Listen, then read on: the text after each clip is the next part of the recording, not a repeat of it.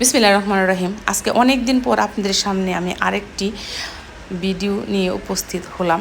যাই হোক, আল্লাহ অনেক ত্যাগের বিনিময়ে বাংলাদেশকে স্বাধীন করেছে, আলহামদুলিল্লাহ।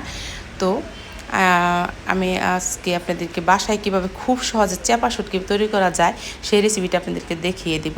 যেহেতু এখন পুঁটি মাছের সিজন, আপনারা চাইলে এখনই চাপা তৈরি করার জন্য রেডি করতে পারেন। যাই হোক, এখানে আমি 2 কেজি পরিমাণ পুঁটি মাছ খুব ভালোভাবে কেটে ধুয়ে নিয়েছি। এখন এখানে নিয়েছি 2 টেবিল স্পুন হলুদের গুঁড়া আর নিয়েছি 2 টেবিল স্পুন লবণ। এখন হলুদ আর লবণ মাখিয়ে পুঁটি মাছটা আমি রোদ্রে শুকিয়ে নেব 2-3 ঘন্টার জন্য। তো আমার চ্যানেলে কিন্তু ভর্তা ভাতের রেসিপি আছে, সেখানেই চাপা শুটকির ভর্তাটা যে কীভাবে বানানো যায় খুব সুন্দর টেস্ট করে, সেটা আপনারা দেখে আসতে পারেন।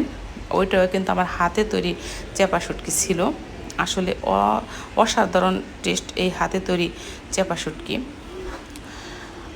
আপনারা চাইলে আমার চ্যানেলটা একটু ঘুরে আসতে পারেন মানে ভর্তা ভাতের রেসিপিতে। এই তো আমি কিন্তু সেই যে পুঁটি মাছ শুকিয়ে নিলাম 2-3 ঘন্টা। তো দেখেন এতটুকু শুকিয়েছি, এর বেশি কিন্তু আমি শুকাবো না। এখন এটা আমি 2-3 টেবিল স্পুন সরিষার তেল দিয়ে মেখে নিব খুব ভালোভাবে, যাতে পুঁটি মাছটা গায়ে খুব ভালোভাবে তেলটা লেগে যায়। মেখে নেওয়া হয়ে গেছে। এখন আমি যে ঝাড়ে আমি এই চাপাটা সেট করব, সেটাই আমি কিছুটা পরিমাণ সরিষার তেল মেখে নেব।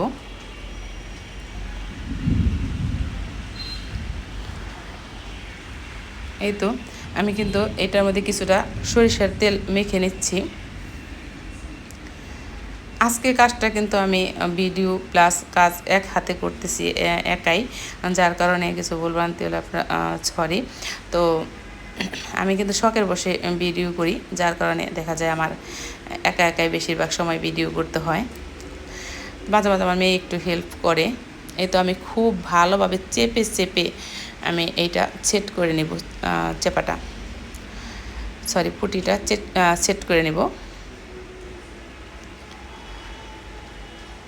তো এই তো ঢাকনা দিয়ে আমি খুব ভালোভাবে চারদিকটা র্যাপ করে নিয়েছি, যাতে কোনো প্রকার বাতাস না ভিতরে ঢুকে। তারপরে আরও ভালোভাবে যাতে বাতাস না ঢুকে, সেই কারণে আমি এইটা একটা পলি ব্যাগের ভিতরে ভরে টাইট করে পলি ব্যাগটা লাগিয়ে দিয়েছি। এই ফাঁকে আমি রোজ আর জ্যাকরি একটু দেখিয়ে দিলাম। এভাবে আমি 4-5 দিন এই পুঁটি মাছের জারটা বাইরে রেখে দেব। গরম হলে আপনারা 2-3 দিন রাখবেন। তারপরে আমি এটাকে নর্মাল ফ্রিজে, যেখানে খুব কম ঠান্ডা হয়, সেই স্থানে আমি এটা রেখে দিয়েছি 8-9 মাসের জন্য। 6 মাস পর আমি দেখেন বের করেছি, এই পর্যায়ে হয়েছে 6 মাস পরে। আবার এটাকে র্যাপ করে আমি আবার রেখে দেব আরও 2-3 মাসের জন্য। তো টোটাল আমি 9 মাস পর দেখেন যে বের করেছি। এখন কিন্তু 100% চাপা হয়ে গেছে। 100% চাপার যে ফ্লেভার, সেটা কিন্তু এখন আসতেছে, যার কারণে কিন্তু আমি হাত দিয়ে ধরে নেই। কিন্তু এটা কিন্তু খুবই সুন্দর একটা ফ্লেভার আসতেছে।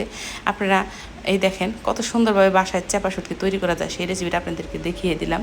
আপনারা এইভাবে তৈরি করবেন এবং আমাকে কমেন্টে জানাবেন। আল্লাহ হাফিজ, আসসালামু আলাইকুম।